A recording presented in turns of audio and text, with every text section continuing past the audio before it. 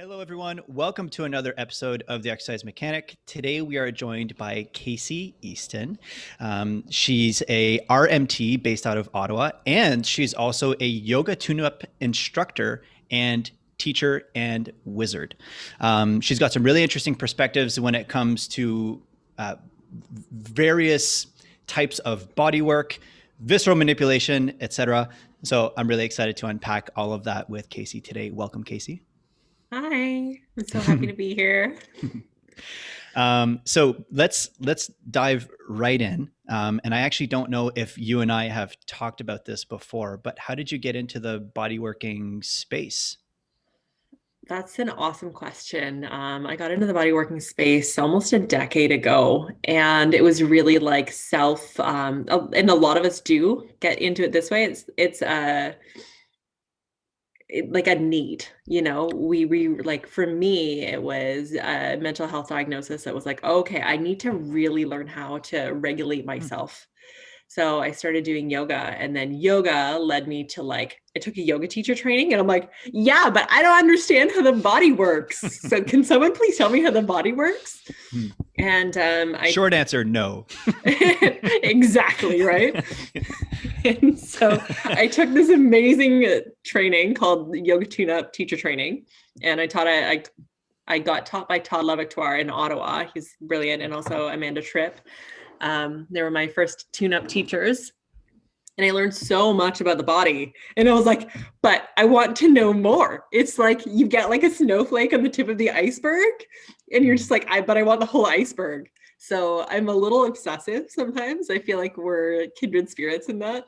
No doubt. And yeah, right. Yeah. So I took all their immersions and all of their courses, their ball trainings and stuff. And I was just like, but I still want to know more. So then I ended up going to massage therapy school. And that was a really interesting experience for 2 years because I had so much knowledge from yoga tune-up and such a deep understanding of human movement and joints and muscles and all that stuff, so that when I went into massage school, like I had a really solid foundation. So for me, it was kind of a breeze, and also challenging because I didn't necessarily agree with how they were teaching what they were teaching. Right. My teachers hated me. Like honestly, by October each year, it was 2 years. My teachers were like, "Oh my god, what am I going to do with this woman?" Mhm. So anywho, we came to a truce. My teachers and we came to a truce. Bless their hearts, they're amazing. And in my first year, I got treated by an osteopath. And I was like, I want to learn how to do that. And so in my second year of school, it was really like, okay, so when can I go to osteopathy school? Mm. And one of my teachers said, just go and practice massage for a year. Just go practice for a year. And through my 2 years of school, I took so many continuing education courses. And right when I got out, I ended up taking visceral manipulation. And then shortly after that, I took craniosacral therapy, which are techniques based in osteopathic techniques. Yeah. Yeah, based in osteopathy. So I just went straight down that road. So I've like literally never given a massage in my career. That's not true. I did it once. And like I just haven't, that's just not how I've practiced. So it's been Right. easy for me and my clients because this is just what I offer, and it's really nichey. And that's what people come to me for. I get a lot of referrals from other clinicians. I get a lot of referrals from other clients, and Mm. I've never actually had to advertise before. And I talk about what I do all the time because I think it's really important that people understand that a lot of the body stuff comes from the deeper structures in the body, like blood vessels, like nerves, like lymph, and like the fascia around the organs. So that's kind of how I got into treating the way that I do. And some point between my first and second year, I actually started teaching the trainings for yoga tune up as well. And man, like when I get to teach for a weekend or for a week, like my entire being just lights up. I'm the Like, same. Yeah, I feel you. oh Oh my God. God, I just love it so much. And like people learning about their own bodies is really what lights my fire. Mhm. Yeah. So So that's how you I got here. mentioned like treating the way that you do. Mhm. Do you have a hierarchy that you work through in your mind, consciously or otherwise? It's interesting when we learn visceral and we learn craniosacral therapy, we learn a technique called listening. So it's basically just putting your hand on someone's head and listening to where the body wants to be treated. It's rare that I get past someone's head because there's so much like jammed up around the face and in the head, and I think it's postural. Um, so usually I'll start around actually, you know what? The first place I go is unlocking the vagus nerve. Okay. Like if I had like the one thing that I do first, it's unlocking the vagus nerve, which is the primary nerve for the parasympathetic nervous system. So when you can get at it, like from where it comes out, which is right around the SEM by the temporal bone, we can then start working with the body because the body's going to let you. Yeah. Okay. So you're talking about essentially through my in my language, what I'm hearing is essentially using a manual technique so as to create safety Yeah. in a way. To create safety, to create down regulation, to create an environment of healing, actually, because Yeah. that's part of the rest and digest is the healing, the recovery, and that whole down regulating system. Like your guts aren't going to work well, you're not going to sleep well, you're going to feel stressed out. The upper traps, the nerve that innervates the upper traps, the spinal accessory nerve, actually comes out of the exact same spot. So often people have like this upper back neck stuff, and you get kind of a double whammy with a couple of the craniosacral techniques with that. I'm a huge fan of double whammies. Right? Huge fan. Yeah. If you can get like at least four birds with one stone, we're like winning. Yes. Yeah. Yeah. You mentioned before we started recording, you mentioned, and I quote, that it's really important for people who teach movement to understand it. And I think when you were mentioning that, I think you were making reference to like yoga teachers, personal trainers, and that kind of thing. And I'm really curious what you mean by that it's important for them to understand movement. And I'm Mm-hmm. curious, like, what are you alluding to with that? Can we like unpack that, like understanding movement, those two words? Can we unpack that? I'd be curious. Yes. So in terms of understanding movement, I think that there's also other parts to it. But understanding so in terms of yoga teaching, for example, like and I love the core of yoga. I love what it can offer people.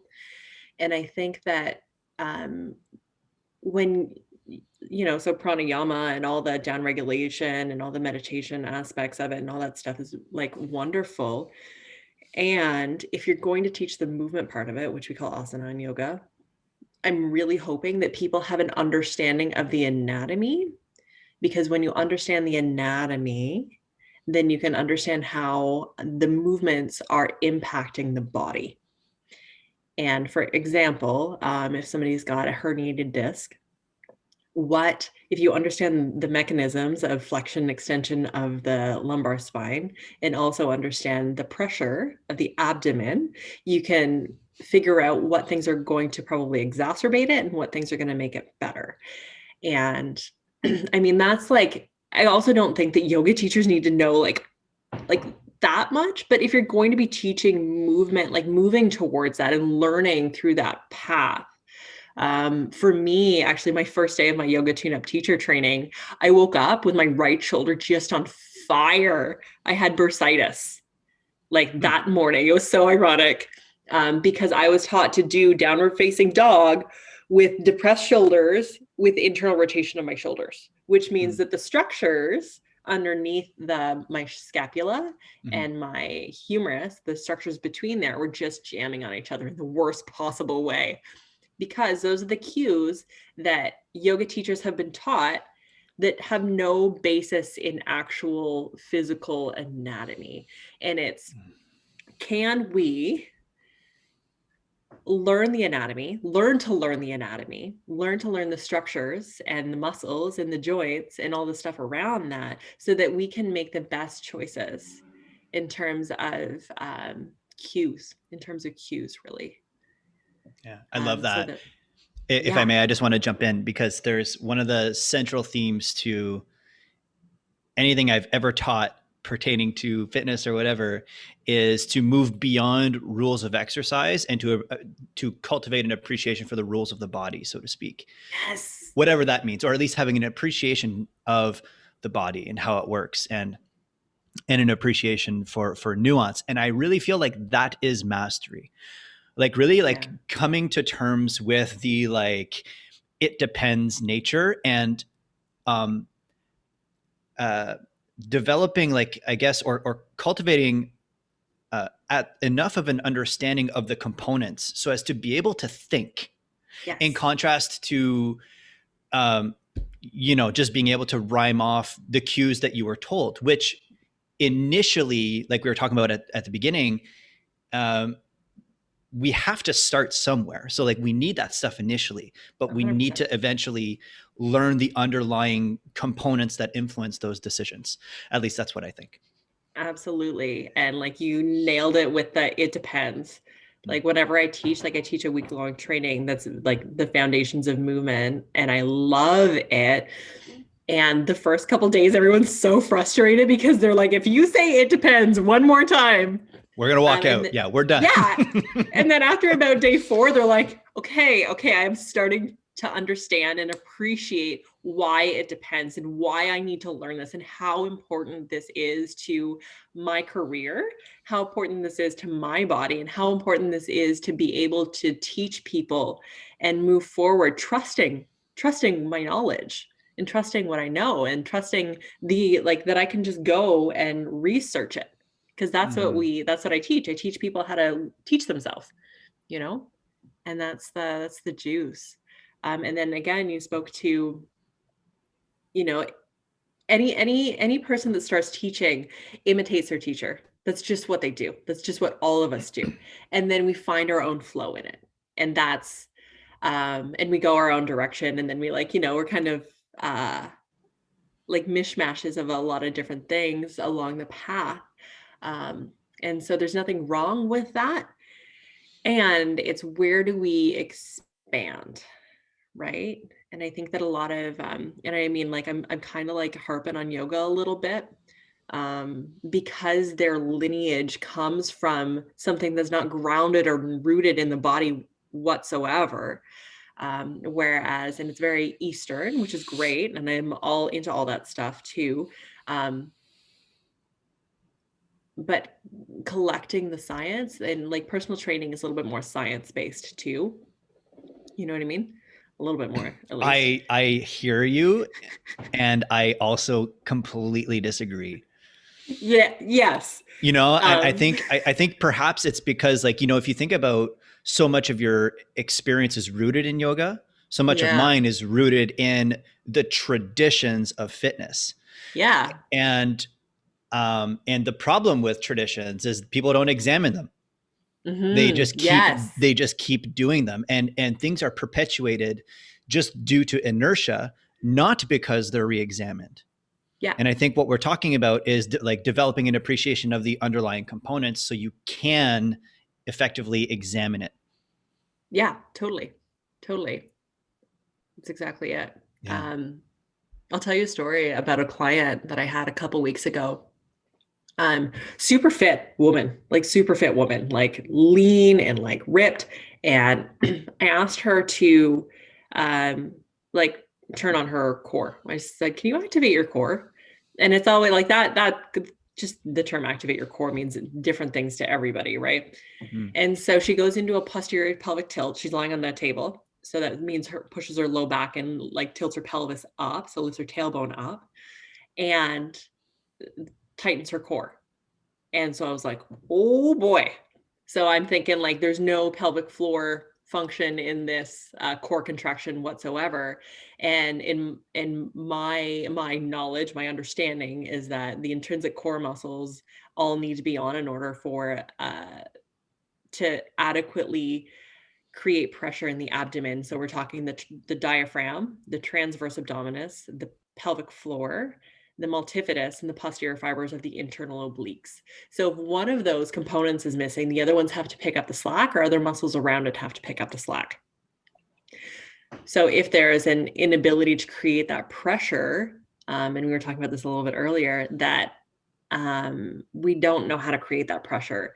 And so it turns out she also has an umbilical hernia and an inguinal hernia because she was taught in bar class to contract her core without being able to move the pressure down into the pelvis as well. Anyways, long story short, this is one of those cues that everyone uses that's not based in anything anatomical that can cause like serious problems. Like, Yeah, no doubt. and we don't think about these things, and we don't think about how they can relate to each other. And for me, this is like so obvious, but for her doctors, it's not going to make any sense. For her bar teacher, it's not going to make any sense. And it's when you can zoom out and look at the body as a whole, and that's where we start finding the answers, you know? Yeah, I'm curious because if I had said someone, this is where I find I love having conversations with open-minded people. So if I had someone on this, if I had the same woman on the table and I was to tell her contract your core, I would definitely have an appreciation of the meaning of words. And so I know I'm also assessing like, what does this mean to her? You know, 100%. um, uh, but I wouldn't have thought when I see her tuck, I wouldn't have immediately thought pressure dynamics and pelvic floor. Why does your mind go there? My mind goes there because the diaphragm is the top of the container, right? If we've got like a big balloon, for example, but like an ovalish type balloon, we've got the diaphragm at the top, we've got the pelvic floor at the bottom, and then we've got all the other musculature around it, right? And so if the top is moved out. So if the top isn't in congruency with the bottom, I always look at it like the Russian dolls, like you know what I mean, where there's a bunch of little baby, like the littler Russian dolls that they all fit inside each other. Yeah. So I look at the pelvis and the rib cage is that the rib cage has to lock into the pelvis, or there's not going to we're not going to be able to blow into that Russian doll and expand the Russian doll. Does that make Okay. sense? I hear you. If Yeah. if it's a balloon. Mm-hmm. So if the diaphragm's tilted, if there's anything going on with the spine or in and around the pelvis or with the rib cage, we're not going to be able to create adequate IAP, intra-abdominal pressure, in order to go about our day. And then that results in things like sore backs because the back muscles have to take over because something in the system isn't working. It's going to look like having to hold our breath, which can cause an like even more intra-abdominal pressure, but an unhealthy way. So things can herniate that way, either like herniated discs or like actual herniations of organs out your belly. So umbilical and inguinal hernias. And it can also cause pelvic floor dysfunction because it can either push too much pressure into the pelvic floor or no pressure at all, which either way, it's not ideal. And then that results in like low back pain, SI joint discomfort, um, yeah, just things in your like your organ system. It doesn't work very well. And in terms of pressure, we need to think about fluid dynamics, like the lymphatic system and the blood vessels that go through the diaphragm. Like it really throws everything off if you're not able to get all the muscles on board with something as simple as a core contraction, right? An activated core, but nobody ever teaches us how to activate all those muscles. And then there's compensation patterns, and it's like, okay. Do you think that we have an innate understanding and an innate ability to access that, or is this something that we need to develop? Or conversely, is it something that there is a biological fault, so to speak, where like people just don't have access to this and it needs to be cultivated? Do you understand what I'm saying? I understand what you're saying is like, okay, so where's the problem coming from? Yeah, I'm Ish type curious. thing. Yeah, yeah. And like, why is the question that I don't ever answer? Like my clients are always asking me why, and I'm like, I don't know, it could be 6,000 different reasons. So it could be that, you know, we're sedentary. Could be that like our posterior chains are overstretched and underworked and not functioning well. So our pelvises are all screwed up. We're not breathing enough. Like we're not breathing in enough different ways. You know what I mean? Like how many of us go for runs and like use our thoracic breath all the time? And then we're also taught that abdominal breath is like king. So everyone's going to breathe into their belly, but then we just forget about our rib cage, and we've got 12 joints on each side that all have to be moving. And if those aren't moving, it's going to impact the pressure in the abdomen as well. And so this is what I notice is if those joints, and specifically ribs of people that are over 40, they're not nearly as malleable as they are unless you're athletic. And this is the longevity piece. Is like, I always joke around that my mission in life, my fitness goals are to, like, this might be totally inappropriate, but to fuck well into my 90s. That's a great goal. Right? Like, I want to be able to move. I mean, I want to I be able mean, to breathe. I want to be able to, I like, I manipulate my would body in all the ways. I would love to have a conversation with someone that's like, you know what? I don't want that. You know, I would love to just unpack their psychosis. Yeah. But I love that it's a good life goal. Yeah, but I like, support you in that. I hope our you life achieve it. goals and our fitness goals are like, this is it, is that we want to be able to do this for the long haul, so we can abuse our bodies when we're 20 or 30 or 90. it's yeah, or 90. Or we can, and we call Yeah. it a good time, but still, Yeah. Yeah. But in terms of this whole pressure thing, oh my God, like, that's something that keeps showing up in my office, because I do a lot of visceral work. So I'm working a lot with hernias. Like, the Okay. amount of hernias that come in So my office. so let's unpack that. So when you're talking about like that, there's pressure stuff. And I know prior to recording, I think we were talking about how there, in an ideal world, we would have areas that are low pressure, areas that are high pressure, and sometimes they're flipped. Yeah. And what's, again, it's this is what I find is so fascinating is that you tend to find what you look for, and so with not you, I mean people in general. So I find, like, within Totally. the context of my work, I see a lot of, like, reflexive changes in posture that are representative of people's varying degrees of threat. That's how I would put it in my words. Yeah. And then you might see the same person and be like, oh, pressure opportunities. Yeah. I find that is just so interesting. But I'm curious, because things pertaining to pressure and visceral work is such a central part of your world. I'm hoping that we could unpack that a little bit. Yeah. I'll talk about, like, three main things. I think probably three or four main things that need to be need to happen in order for our pressure systems to be organized. We don't want to increase fluid in the abdomen. So we don't want to be eating foods that cause inflammation. We don't want to be eating too much food. We don't want to be eating, for instance, like a meal that has like 6,000 milligrams of salt in one sitting, Hmm. And then also just minimizing the contents of the abdomen too. And this is where the conversation of, like, visceral fat comes in. Is like, it can be problematic when there's too much stuff in the guts that's pushing everything and turning off the abs, so that we can't make the pressure. We can't create the pressure when we need to make the pressure. And that we are walking around with our abs turned off, and that causes back pain. So can you, within your words, so we were talking about the meaning of words and how that's different to people. What do you mean by abs turning off? So, your body, I believe the body works in a hierarchy. And your organs are way more important to your body, and your blood flow is way more important to your body than your muscles and your joints. So if you're like L5S1 has a problem so your L5S1 is going to take the heat for your shitty eating habits. Do you know what I mean? Because the abs are what stabilize the pelvis, right? They can also stabilize the low back, right? Mm-hmm.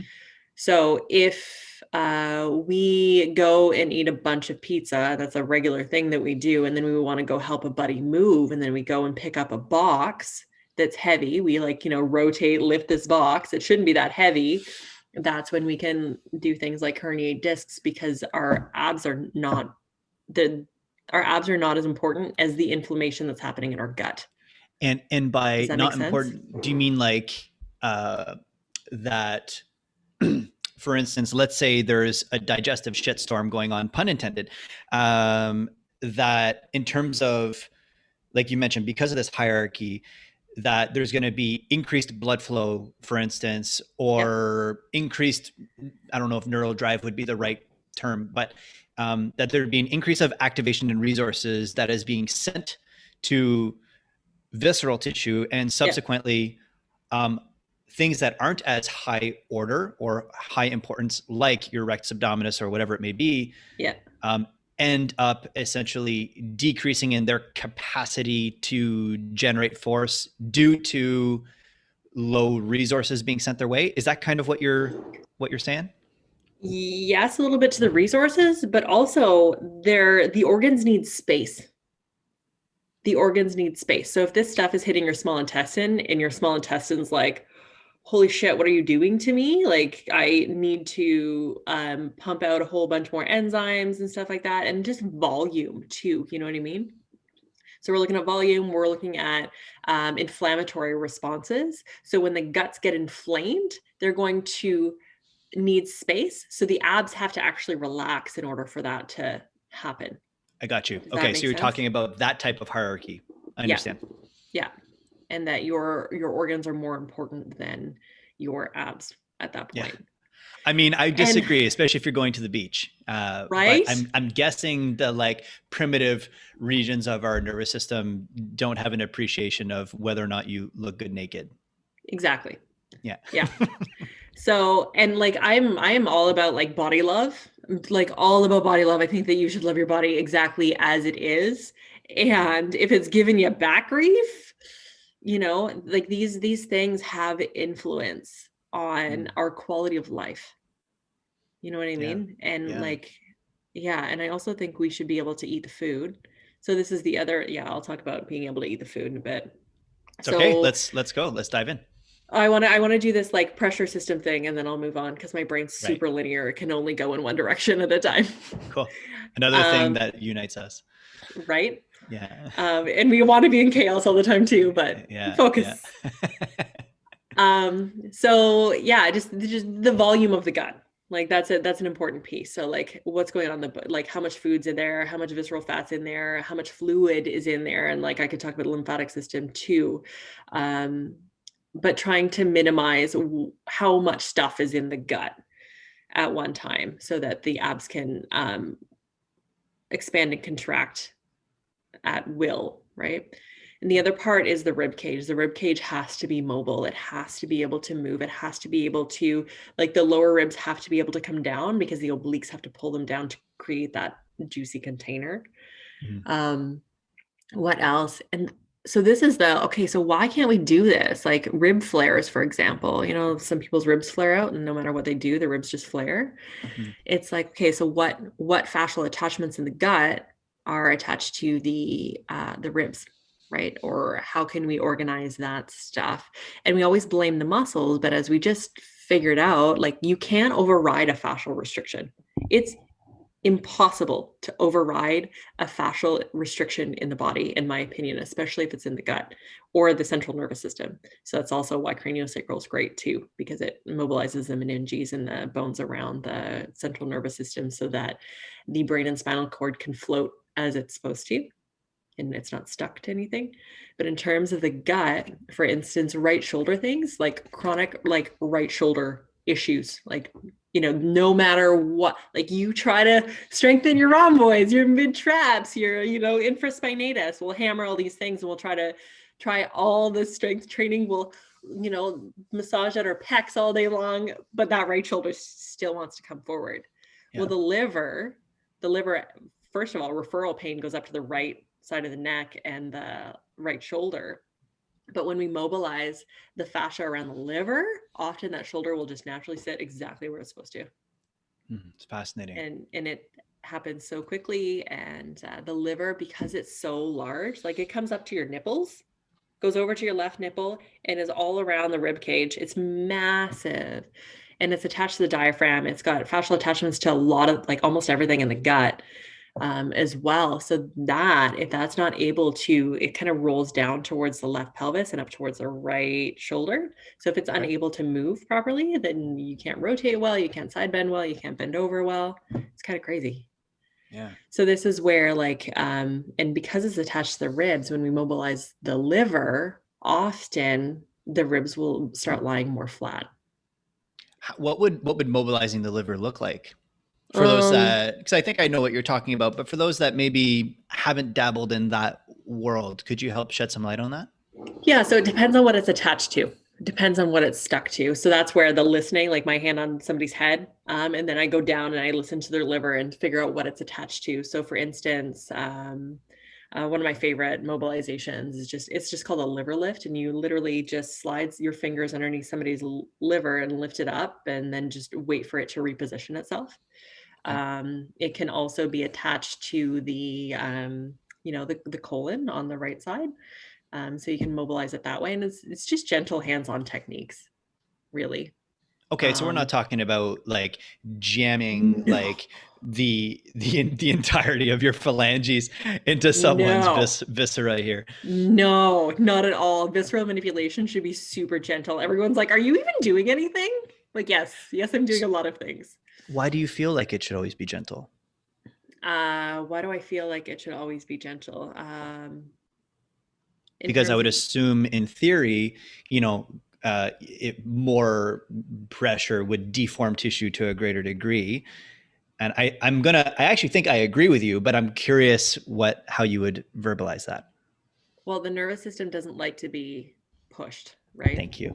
The nervous system has no desire whatsoever to be, like, poked and prodded. And this, like, I rarely cause any kind of discomfort in my clients. And if I do, it's like there's no other way. Like, there's, like, I don't know of another way to do what I need to do. Like, specifically, it's like I got you. getting in between subscap and serratus. Like, it's just gonna suck. Like, I'm sorry. I just, like, I need to create the space. And but in terms of the gut, it's really like a lot of osteopathy is based in putting something in a position of ease so Yeah. that the nervous system's on board. And then that's basically what we do. And then it will just adjust itself. We Mm. we put the body in a position of ease so that the fascia will then the nervous system will allow the fascia to relax and the ligaments in order for it to be in an optimal position. Mm-hmm. Yeah. Yeah, cool. I'm happy we're talking about this because it's interesting. Like even I definitely have some perspectives and point of views on fascia, which we can either talk about today or another day. But I definitely like one of the things that you've shared, I think, in the past. It's like this picture of a muscle with like a smiley face who's like, and then there's a brain that's like talking to the muscle, and it says something along the lines of like, I control how you move, you know? Yeah. And it's this appreciation that things don't happen in a vacuum. Like if there's something that's presenting as a muscular dysfunction, like it's not a muscular dysfunction, at least in my world, a muscular dysfunction in a vacuum, but that we need to look at like essentially what's controlling that thing, and why might this actually be the body's best solution right now, given the data that it has and the history and the trauma or what have you. And I find it really refreshing that you just applied that to fascia too, because I find that often within the fascial camp, I'll say, and individuals that are really into fascial therapy, there tends to be almost this presupposition that fascia wouldn't fall into the category of stuff that influences and is also influenced by the nervous system. 100% it is. Like, Yeah. absolutely it is. Yeah. And it's because of what the fascia is attached to, in my opinion. Okay. Like, like we can talk about the liver, but in turn, like, let's talk about the kidneys. The kidneys sit on either side of the lumbar spine, right? And the kidneys are also attached to two of the biggest blood vessels in the body, both of them, like the vena cava and the abdominal aorta, the Right. inferior vena cava and the abdominal aorta. And so, in terms of rotation, in terms of side bending, in terms of flexion and extension. Kidneys are going to play a massive role because your body will prioritize blood flow. Because if your body doesn't have blood flow, any part of your body doesn't have blood flow, there'll be a fascial, like that's why like the pec would come forward, right? And it like everything needs to have blood flow.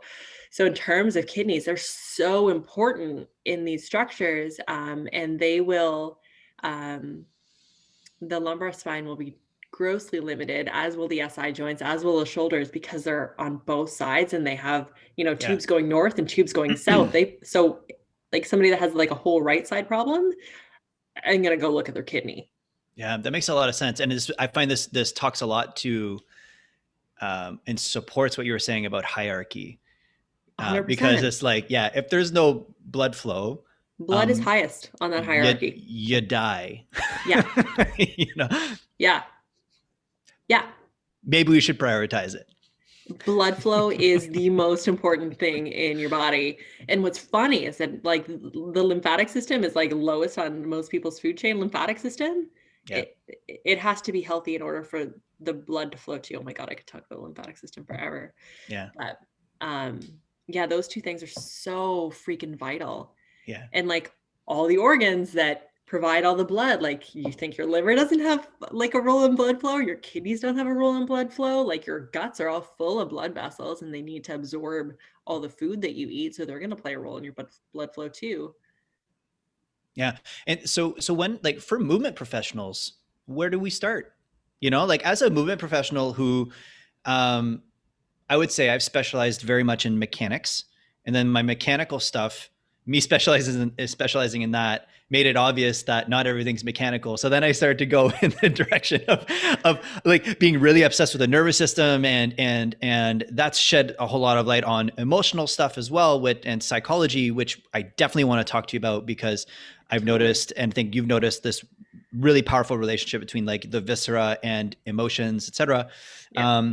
But like, for people that haven't had an opportunity to be exposed to these types of perspectives, which in your experience, you've been in this industry for a long time, are a huge piece to consider.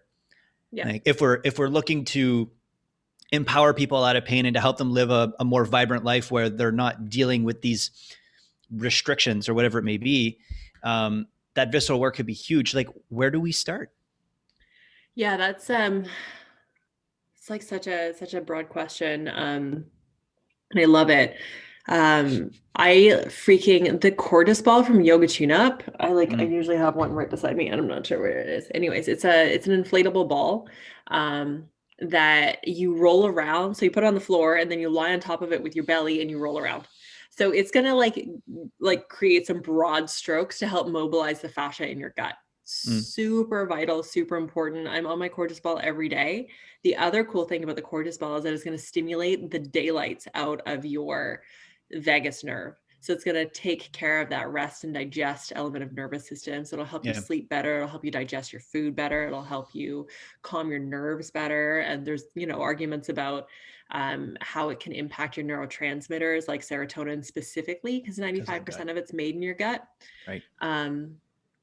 And I swear to God, when people roll in the Cordis ball for the first time, they have more mobility, like distally everywhere. They've got more shoulder mobility. They feel their neck feels lighter. Their like hips move better, Yeah. And so if there's like one thing that I think everybody should do every day to help improve that, it's rolling out your belly. And it's and this is a thing that trainers can do with their clients. And like there's times where, in terms of training people, it should be maybe not like do a whole belly rollout before you train someone, because it's going to kind of inhibit the abs a little bit, but do it for recovery afterwards, or just a little bit at the beginning to help stimulate them and to help give them feedback on how, like, are they contracting their core? You know what I mean? So Cordis balls have many uses. And then it's like, I'm going to teach a course probably coming up in March about fascia in the gut. In terms of, okay, so what are the possible things that, possible attachments that can impact specific joints and, specific joints in the body. in terms of movement? And then is there ways that we can roll with a cordless ball in order to impact the connective tissue? Because you can get a little bit more specific with the cordless ball too, which I love. Okay. Also, just a verbatim, do not ever, ever, ever roll a hard ball or object in your belly. Ever, Okay. ever. Like I see these like little psoas things that like poke up, and like Oh some yeah, people those are roll the with things the, endorsed by Mr. Rogan. oh my God. Please no. We should Like you've get you on got his podcast. Oh, you've got a lot of like really sensitive structures in there and blood vessels, and like what happens if you have an aneurysm in your abdominal aorta, you're gonna rupture that. Anyways, I could, you know. But yeah, so no hard objects in your belly. Be gentle with it. And just start touching your belly. Just start feeling for the places that are like, a little bit swollen or that feel like they have a little bit of tension, and just start gently manipulating those places and see what happens. Yeah. And so does Yoga Tune Up, as an education provider, do they tend to talk a lot about visceral work? I would assume that if you're instructing or when you're instructing, that might have a tendency to bleed in a little bit more. Yeah, it probably bleeds Maybe. into my trainings a little bit more than other people's trainings. But yeah, I'm Um, curious. yeah, there's in Yoga Tune Up, there's an entire core immersion with that is centered around the cordis ball, which is a lot of core activation. And they also do a lot of work with the pressure systems too, because they do what's called an Uddiyana Bandha, or a diaphragm vacuum. Some people are calling it a hyperpressive, which is a really great way to decrease the pressure in the abdomen. So that's a really great course too. And anything that I teach usually has a lot of conversations about pelvic floor, a lot of conversations about pressure systems, and a lot of conversations about the viscera and how it impacts the body. Yeah, Yeah, cool. kind of my jam. I love it. Yeah, I know it's your jam. It's It's my and jam. it's every single conversation that we've ever had usually comes back to the liver or something. Like there's always gut stuff in our conversations. And I find one of the things I made note that I definitely want to talk to you about is this quote of like the issues are in the tissues. Yeah. And I've definitely noticed the relationship, this like bi-directional relationship between thoughts and emotions and our somatic experience, and also our somatic experience and also thoughts and feelings. Yeah. And you've talked to me about things with like someone's duodenum, I think I'm saying that correctly, and like I don't know if it was like PTSD symptoms or something, but like like really triggering substantial emotional release. And I really would love for you to unpack that a little bit, like about like that relationship between emotions and the body, or maybe even specifically emotions and the gut. Yeah. Yeah. So theoretically, and you can also go and look at traditional Chinese medicine for this too. They talk a lot about that as well. Um, but each organ tends to hold specific emotions. So the liver is usually anger and frustration. Um, and it's interesting what comes up when you mobilize someone's liver. Like they actually get hot. Obviously, like also the liver helps produce heat too, but the mobilizing the liver, like it can like bring up more anger, or they're like starting to express it a little bit more. The stomach is more like the kind of social stuff, work related things. The duodenum is, or a duodenum, or however anybody wants to say it, I don't care, Yeah, potato I have potato. no idea. It's the first part of the small intestine, and it's actually a really central part of the gut, and it kind of is like the pivot point in that gut. And so many valves actually there's 5 valves in the gut. 3 of them are with the duodenum. And I can talk about how they impact the digestion in a minute, but the duodenum tends to hold anxiety. So people that Interesting. are, yeah. So when you can mobilize the duodenum, sometimes that anxiety starts to lift a bit. The spleen holds like shocking grief, like that, like phone call that like knocks you on your ass, that someone's passed away. That the spleen that lives way up underneath your ribs on the left side. Um, can take that in the lungs. Oh my God, lungs are grief. Lungs hold grief. Mm. So when we, when we experience heartache, it's our lungs are really like cuddling up our heart, Mm. right? And so as sciencey as I am, I've also like got this like Eastern approach to the body too, because I think that our bodies just get take all the stuff that our brain can't process, and it puts it in our tissues and puts it in our body. Hmm. Yeah. And it's interesting. I find it's really unfortunate. Like I think evidence-based medicine and evidence-based practice is so incredibly profound, but I find when evidence-based practices create rigidity, it fails to acknowledge that like we don't know everything, and we also don't know what we don't know. And so I find as Yeah. much as like science uh, it should absolutely be biased and emphasized, it needs to also be balanced with a certain open mind Yeah. too, Yeah. because we don't know what we don't know, and like observations made over like decades and centuries may have been explained by mythology, um, and then 100 years or 200 years or 1,000 years later, we then understand that it's because of something that's actually like quantifiable or a little bit more measurable, but they just didn't have the language for it then, and so they created a different story and a different narrative to explain their observations. And I find it really unfortunate in the scientific community, and in like the evidence-based community and people that really value literature, where they're like, well, no, if there's no literature to support it, then it's dumb or it's useless. And and I have a lot of trouble with that. I was talking with a guy the other day who was like, cupping is dumb. And he's like, there's no literature. And I was like, okay, cool. I'm like, and I'm not someone who would fight to prescribe cupping. I probably wouldn't do that. But I was like, dude, I'm like, you need to understand that like your opinion and like the science that we have now is just representative of what we have now, you know? And how do you reconcile that strong opinion of the data we have with centuries of anecdotal evidence as well, you Yeah. know? And anyways, I find that's an interesting dance, to like navigate those waters. Yeah. And it's like good luck finding any literature on massage having any benefit orthopedically. Good Mhm. luck. There just isn't any. Coming from Uh, a massage therapist coming from on a paper, massage which therapist. is really interesting. Yeah. So, what do you think is the primary mechanism at play, or what some of the mechanisms at play with massage?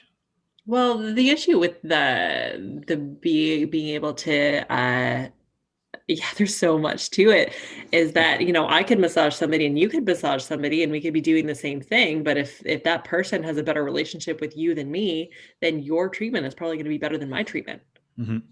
So it's Mm-hmm. again nervous system. In terms Mm-hmm. of muscles, like nervous system, always. Mm-hmm. You know what I Mm-hmm. mean?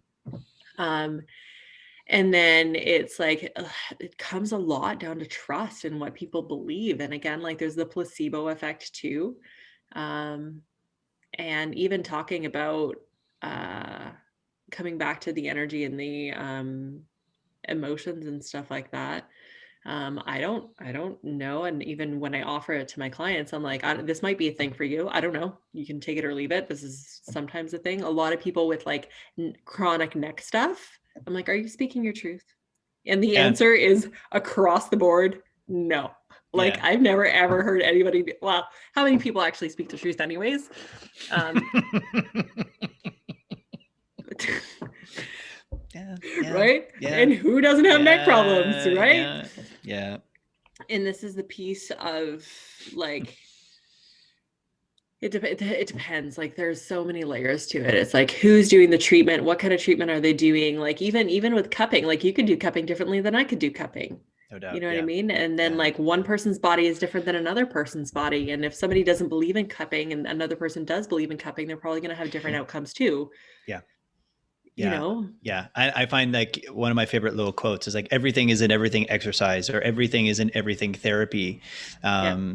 And it's one of the things I love so much about your perspectives is your comfort with nuance. And is one of the reasons why I think so highly of you, especially when, like, in many ways, but when it comes to your work, where there's a willingness to, like, you understand your tools because of the nuance that you've cultivated, and your willingness to try and discard that which isn't working, and that which isn't, like, nudging people in a direction that's favorable to them. Yeah. And I think that's really important. Yeah. And then it's like the other question too sometimes is, why is this person holding on to this fascial restriction from an energetic standpoint? Mm. Is it protecting something? And are they willing to let go of it? Sometimes Yeah. yes, sometimes no. Yeah. You know? That makes me think of a gentleman that I was working with last year, and there was tons of sexual trauma in his childhood, and that didn't come up in our PARQ, and in the initial client intake. Did not come up, and then we started doing some work on his hips, and he was like, no, like, nope, nope, nope. This is literally what he was like, nope, nope, don't go there, don't go there. Yeah. And I tried to, I was kind of curious, so like, kind of try to create safety for him. And then it led to like a full-fledged emotional breakdown. Not even emotional breakdown, but accessing emotions that had been, I think, attached to the hips, to whether it be symbolically or actually a memory stored in your pectineus. I'm not sure, Yeah. but it was really, really powerful noticing that in particular in his case. Yeah. Well, your pectineus is going to be like, fuck no to sexual assault, right? Like that's the no muscle. I joke about the adductors being the no muscles. And your glutes are the S muscles. Yeah. Right. Oh my gosh. We should not be joking about sexual assault, but Yeah, no, but it is what it is. but it's interesting though, Dark like, humor. just like how symbolic the body is, right? And like, Mm-hmm. if you were even to think about, like, sexual function, which area do we think about? I think most people would think about their pelvis. Most people Yeah, would think about, like, the area around the genitalia, and so it would make sense if it's a no, that there would be closure in contrast to opening. for sure. For Yeah, sure. And it depends on where the sexual assault happens too, right? Like it doesn't have to right, happen at your pelvis. right, That could also cause somebody's neck problems, right? Because their mouth is attached to it. right, Yeah. right. Well, honestly, Case, I could talk to you for hours, and right now we're starting to go in the direction of work pertaining to, like, erotic embodiment, et cetera. And I know that that's a huge part of your life, and you've Yeah. got some really interesting initiatives, which, like we said, we'll maybe save for a future conversation, Yeah. so as to do it justice. And so I'm curious, as we start to wrap up here. Where could people find you online? And if they're interested in working with you or consulting with you, how could they do that? Great. I'm mostly on Instagram these days. So my Instagram handle is at Casey.Easton, Casey .Easton. That's where like I share a lot of information about the body. Um, and in pertaining to like movement and anatomy, I share lots there. That's where I'll be sharing that gut fascia course as well. Probably Perfect. just be a few hour webinar. It's going to be awesome. It's going to be so much fun. Amazing people will be there.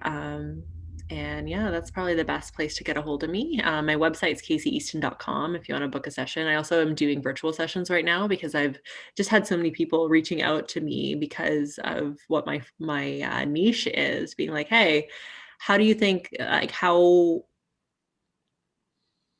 can I help myself? And I'm like, yeah, that's something I can help you with. I'm like, that's I feel my that. self-care is also my forte. Mm-hmm. Um, so that's another thing that I'm doing. And then for all the erotic embodiment stuff, because I'm also a sex and intimacy coach. And yeah, when we first started talking about this, that's kind of where I thought we were going. And then I was like, oh, no, I can talk about that too.